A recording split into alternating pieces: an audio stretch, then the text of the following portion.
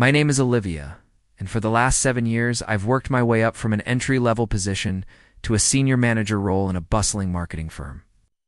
I'd always thought my hard work and dedication would speak for themselves. I never imagined that the biggest threat to my career wouldn't be a rival coworker or a hostile boss. It would be my own mother-in-law. From the start, my relationship with Linda was complicated. She was the type of woman who could turn a polite conversation into a power play within minutes. She'd always had an opinion on everything: how I should dress, what I should cook, even how I should smile when greeting her friends. I tried to brush it off at first, telling myself she just wanted to be involved. But deep down, I knew there was something darker behind her controlling smiles. When my husband and I bought our first house, Linda was the first to offer help. She said she'd watch the kids while we moved in. She'd help us settle. It seemed generous, even sweet. But every kind gesture came with a price. Her presence in every decision, her voice in every argument. She made sure I knew that nothing in our home was truly mine, was always ours, meaning hers. Despite it all, I didn't think she'd ever cross certain lines. I was wrong. It happened during one of the busiest months at work. We had a major campaign deadline, and I was burning the candle at both ends to make sure everything went smoothly. Linda offered to pick up the kids from daycare so I could stay late or so. I thought maybe, just maybe, she was finally coming around.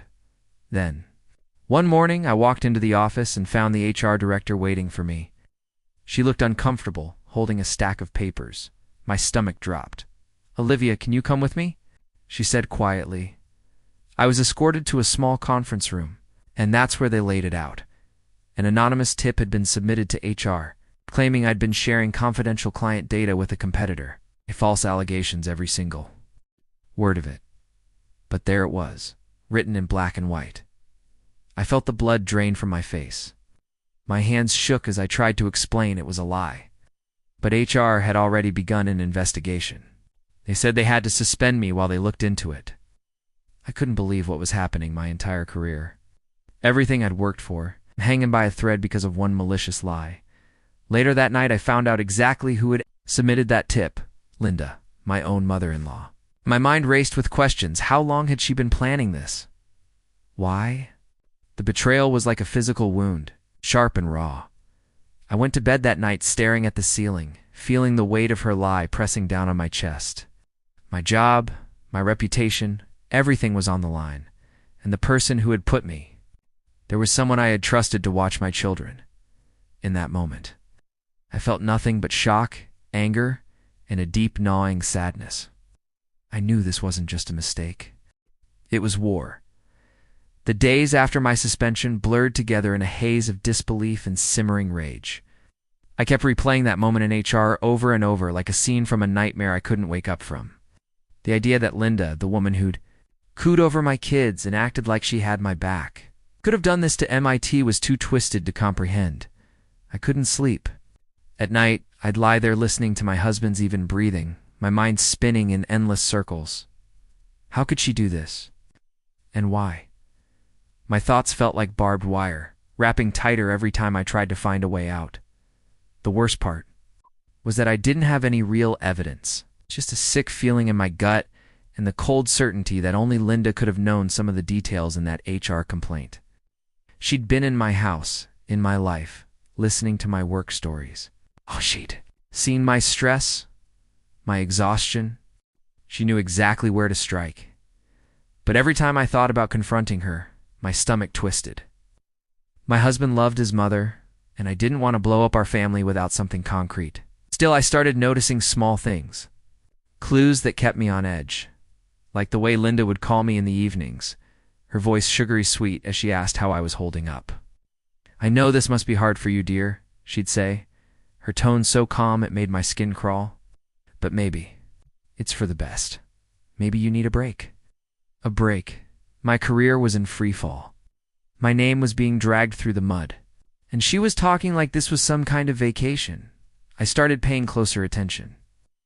One day I noticed an email she'd accidentally left open on the family computer.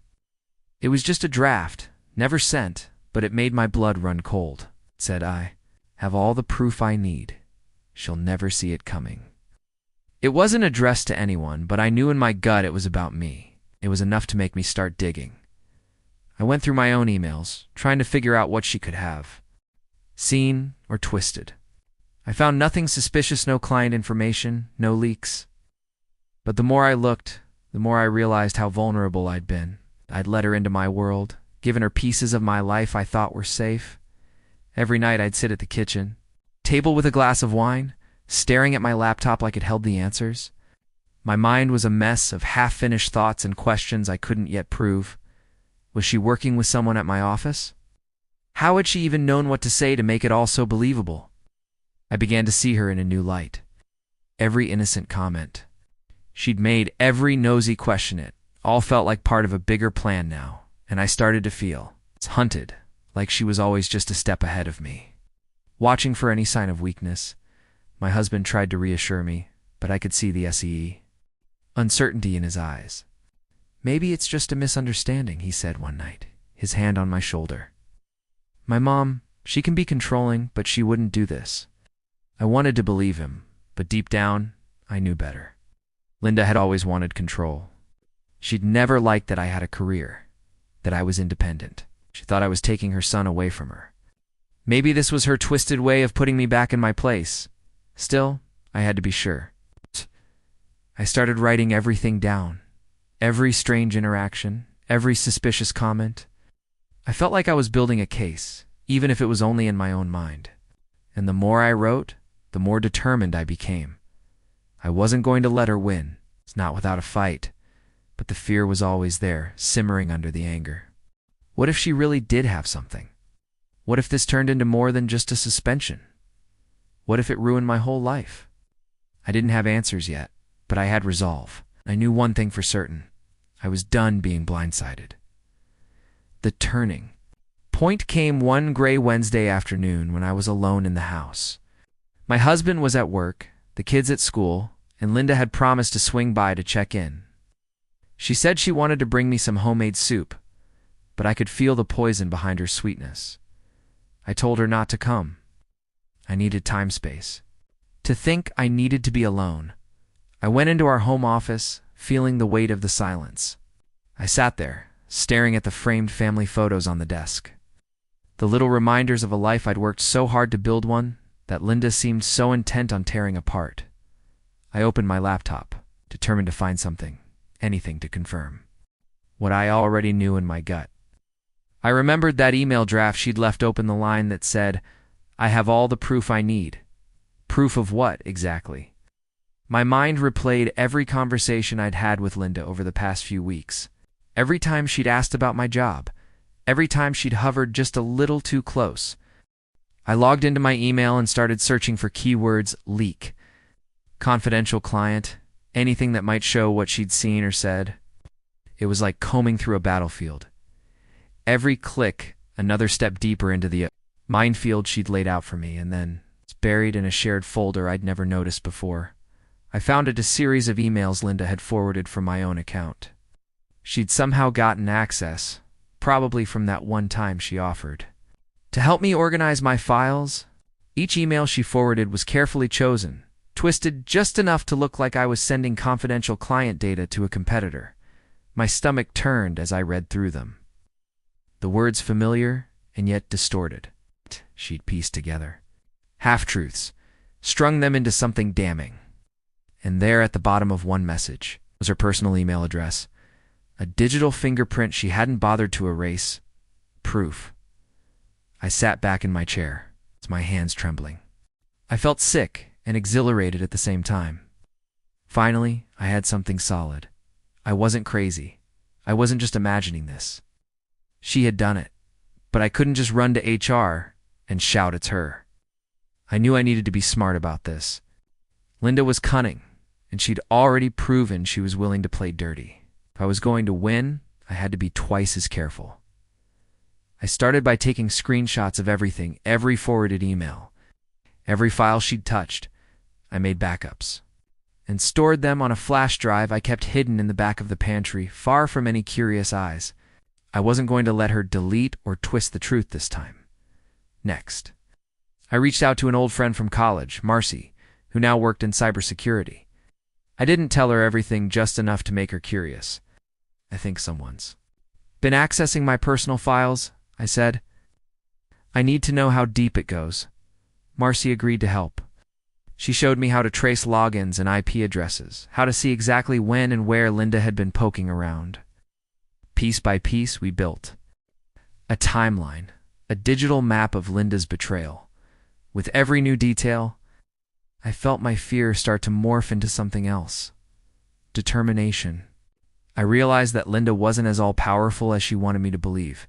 She was sloppy, arrogant. She thought she could manipulate me, twist my world into whatever shape she wanted. But now I was seeing her for what she really was. I started playing a part, too smiling when she called, letting her think she still had me under her thumb. Thanks for checking in, I'd say, forcing sweetness into my voice. I'm just focusing on family right now.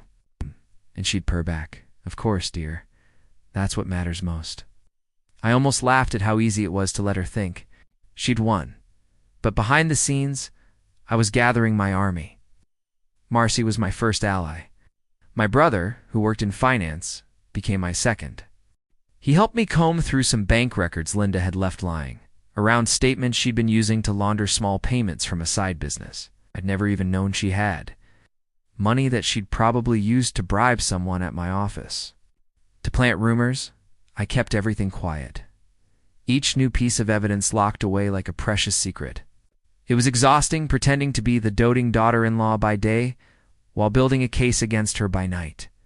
But I refused to let her see me falter. Still, there were moments when the weight of it all almost crushed me. I'd tuck the kids into bed and then stand in the doorway watching them sleep and wonder how we'd ever gotten here. How did the woman who once held my babies in her arms become the architect of my ruin? But I wouldn't let that question paralyze me anymore. I wouldn't let her win. I was no longer just a victim. I was becoming a strategist. And if Linda wanted to play this game, I was ready to play it better. In those quiet, late-night hours, I promised myself I was going to turn the tables. And when I did, Linda would finally understand that she'd underestimated me for the last time. The night I decided to confront Linda was the night everything changed. It was a Tuesday, damp and heavy, with the smell of rain, and I was done waiting. My husband was away on a business trip, the kids at a sleepover with their cousins. Linda was coming over for dinner at her own insistence.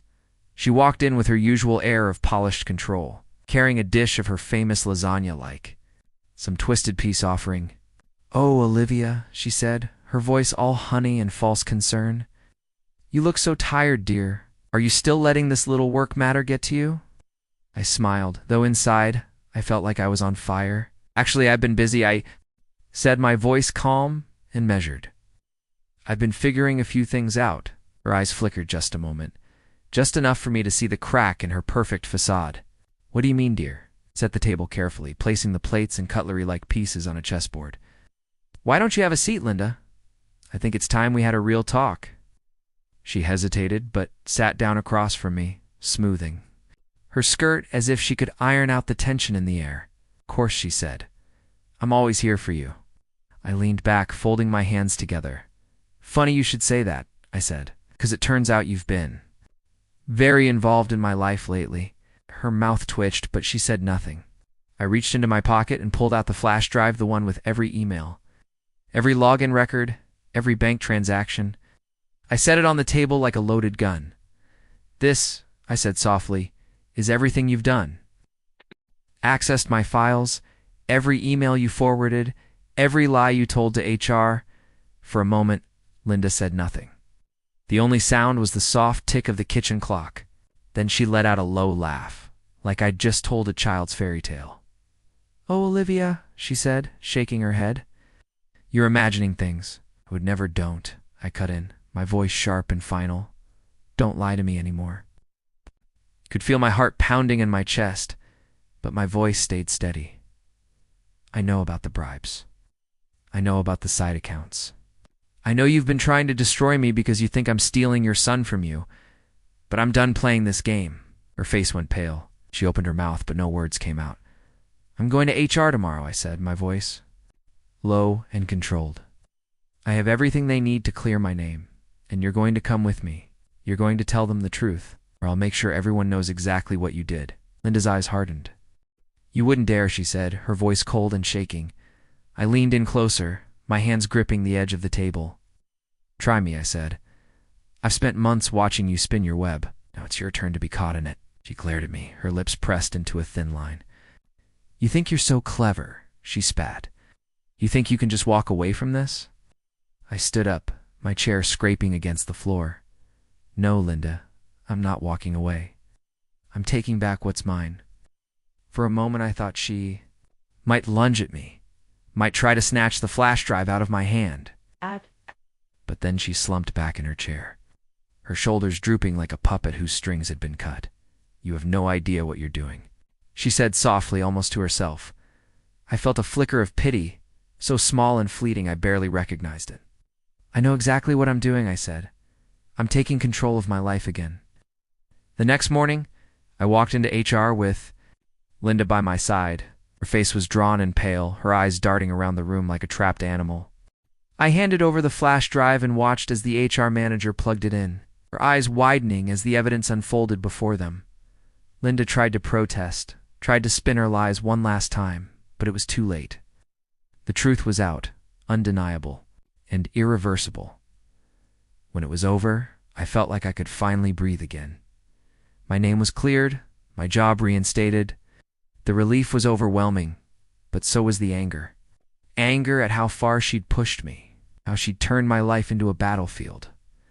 Linda didn't lose her freedom that day, but she lost something else, her power over me. She was forced to face what she'd done, to see the walls of her own. Lies come crashing down around her. As we left the office, she turned to me, her voice trembling. "You'll regret this," she said. I met her gaze, steady and unflinching. "No," I said quietly. "You will." And with that, I walked out. The weight of her betrayal finally lifted. I was done being her pawn.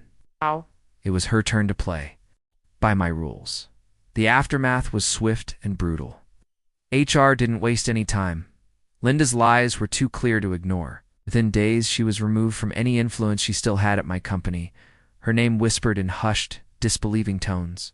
Around the office, people who'd once praised her for her warmth and support saw her for what she was, a master manipulator who'd nearly ruined my life.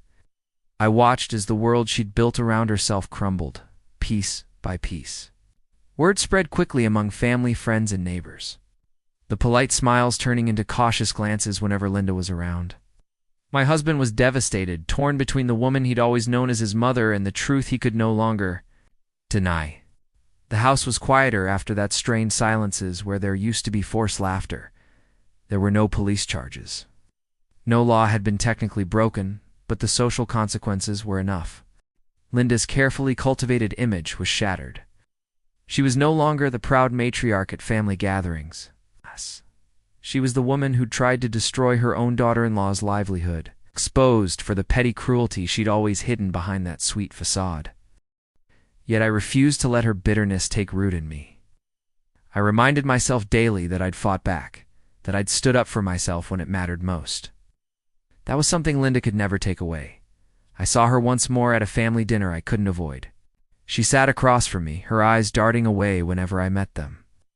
There was no apology in her expression, no hint of regret, just the cold, hollow stare of someone who'd lost everything she'd tried to steal. I didn't say a word to her that night. I didn't need to. My silence was stronger than any accusation. She knew, and I knew, and that was enough. As the evening wound down, I felt a weight lift from my shoulders. I realized that I wasn't just surviving. I was reclaiming my life, piece by piece. Linda's betrayal had nearly broken me, but in the end, it had forged something stronger inside me, something she could never touch. In the weeks that followed, my life settled into a new kind of calm one that felt earned and deeply satisfying. My job was secure, my reputation restored, and with each passing day, I felt my confidence growing stronger. There were still moments when doubt or anger crept in echoes of the hurt Linda had caused, but they no longer defined me at work. I was welcomed back with open arms. though I could see the faint traces of caution in some colleagues' eyes.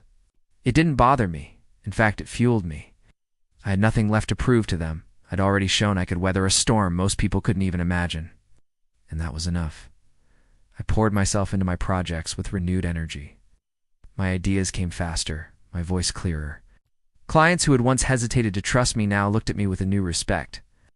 It was like the betrayal had stripped away the last of my self-doubt. I'd seen how far I could be pushed and how far I was willing to fight back. At home, things shifted too. My husband and I had long, painful conversations about everything that had happened. It wasn't easy, but it was real. He told me he'd never truly seen the depths of his mother's manipulation until it was too late. I believed him because I wanted to. Because holding on to anger would only poison what we still had together. We made a promise to each other. No more secrets. No more pretending everything was fine when it wasn't. We'd learned the hard way that honesty wasn't optional, it was the only way to move forward. And for the first time in years, I felt like we were building something unbreakable. As for Linda, she was still a part of our lives, but only at the margins. Family events were quieter now, stripped of her domineering presence. She'd become a ghost of her former self, still there, but powerless. I no longer felt the need to prove myself to her or anyone else. Her approval had once been a prize I chased without question. Now I saw it for what it was: hollow, brittle, and unnecessary. In the quiet moments late at night when the kids were asleep and the house was still, I'd sit by the window with a cup of tea and let myself breathe. I'd think about how far I'd come, how close I'd come to losing everything, and how I'd clawed it back piece by piece. I realized then that this wasn't just about Linda. It was about me. It's about the woman I'd become through it all, stronger, wiser, and more determined than I'd ever thought possible.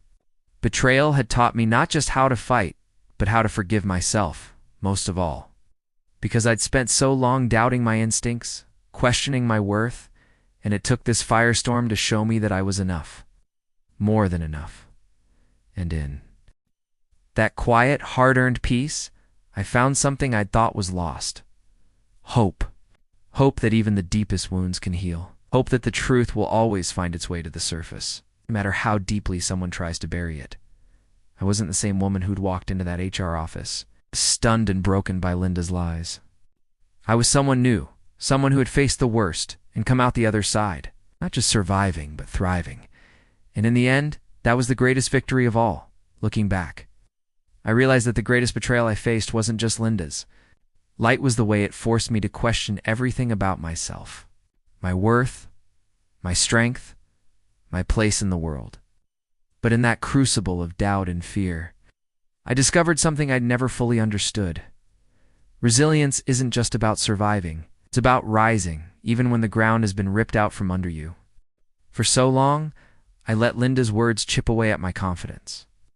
Her manipulations twisting my reality until I could hardly recognize it. She wanted me to be small, to be silent. She wanted me to forget who I was. But betrayal has a way of sharpening the soul. It strips away the illusions we build around the people we love, the stories we tell ourselves about what we need and who we should be. And in that raw honesty, I found my own power. I learned that loyalty doesn't mean blind devotion. It means standing up for yourself when no one else will. I learned that justice doesn't always come in a courtroom or a headline. It comes when you refuse to let someone else's darkness define your light. Most of all, I learned that true strength doesn't come from never falling. It comes from getting back up again and again, no matter how many times you've been knocked down. It comes from looking in the mirror and choosing to believe in yourself, even when it feels like the world is telling you to doubt. As I move forward, I carry those lessons with me, not as scars, but as reminders. Reminders that I'm more than what was done to me. Reminders that no one, not even the people we think we owe everything to, has the right to steal our voice. So to anyone who's ever been betrayed, to anyone who's ever felt the weight of someone else's lies pressing down on your chest, know this: you are stronger than you think. You're braver than you believe. And no matter how dark the road may seem, there is always a way forward, one step, one breath, one moment of defiance at a time. Because in the end, the greatest victory isn't proving someone else wrong. It's reclaiming yourself, piece by piece, until you stand tall in your own truth. That's where freedom lives. And that's where I found mine.